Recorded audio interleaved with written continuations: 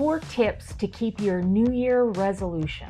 Number 1, set a resolution that means something to you, that's important to you. Maybe you set a New Year's resolution of increasing your connection with you and your partner and you and your children. Number 2, you need to understand why you are doing what you are doing. Everything we do for a reason. So gaining a better understanding of how and why we are doing what we are doing, rather than just looking at the behavior, is going to be very empowering. So I'm going to want to break this down and look at, how do I disconnect? Maybe busyness, I zone out in front of the TV, I use anger. Then I look at how I can challenge each one of those behaviors. So busyness, I'm not going to take on any more extra volunteer work. Maybe even try to step back from some that I'm already doing. Zoning out in front of the TV, maybe I'm going to try to reduce the amount of time that I spend on TV, or when I am watching TV and watching with family, we're trying to talk and discuss some of the things that are happening after the show is over. So I'm creating more of a sense of connection. With my anger, I'm trying to get a better understanding of why I get angry. What are the emotions that I'm often feeling that I use anger as a way of suppressing and pushing down? Maybe it's feeling unheard, vulnerable, lonely, powerless. I'm going to work on getting better at understanding those emotions so I don't need the anger. And worrying about the future rather than being present and in the moment, I'm going to challenge myself just once a day, stop and just really be present and have a conversation with my children and my partner where I'm not thinking about other things other than what they are talking about. And maybe that conversation, to start off with, only lasts for 30 seconds. Then maybe I look at how am I disconnecting, and I want to challenge that and look at how can I create more connection. Maybe that's at the supper table. We're going to talk about our best and worst thing about the day. We're going to try to have supper together as a family 7 days a week. Take what you're already doing and just try to add a little bit more to it. I'm going to try to have more one-on-one chat time with my children at night before bedtime. I'm going to work on just smiling and making eye contact even with strangers to be more present and in the moment.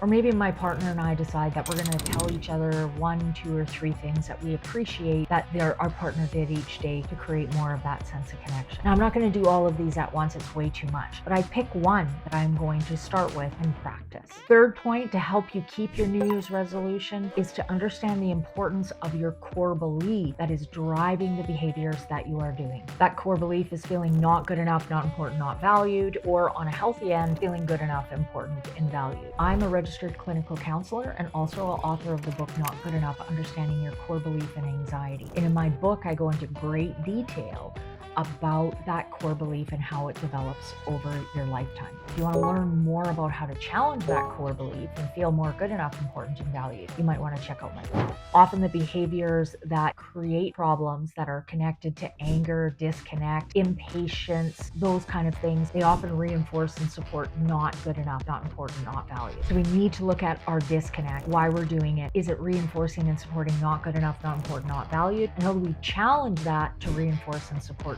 good enough, important, and valued? So for example, busyness. It often stems from not good enough. I'm trying to prove to myself and to everyone else that I am good enough by being busy. As long as I'm busy and distracting with all these things out here, I don't have to focus on what's really going on here. Feeling not good enough, not important, not valued. Zoning out in front of the TV reinforces not good enough and not valued. I don't value my time. I know I'm wasting it. After I'm done watching TV, I'm going to beat myself up, reinforcing that I'm not good enough and I don't value myself because I don't value my time. Time I wasted when I could have been connecting with my family. Anger. It reinforces not good enough, not important, not valued. It keeps everybody at a distance. It pushes them away, making me feel not good enough. Reinforcing not important, not valued, because it creates massive disconnect. And worrying about the future, not being present, reinforces not good enough. I don't believe in myself that I can handle what's going to come, so I spend all this time worrying about it, feeding not good enough. But I'm also instilling not important, not valued in my children's core belief because I'm not being present with them. I'm not connecting with them, showing them that I don't think they are important or valued. Not that you believe that, but that is often the interpretation of the behavior. And the fourth tip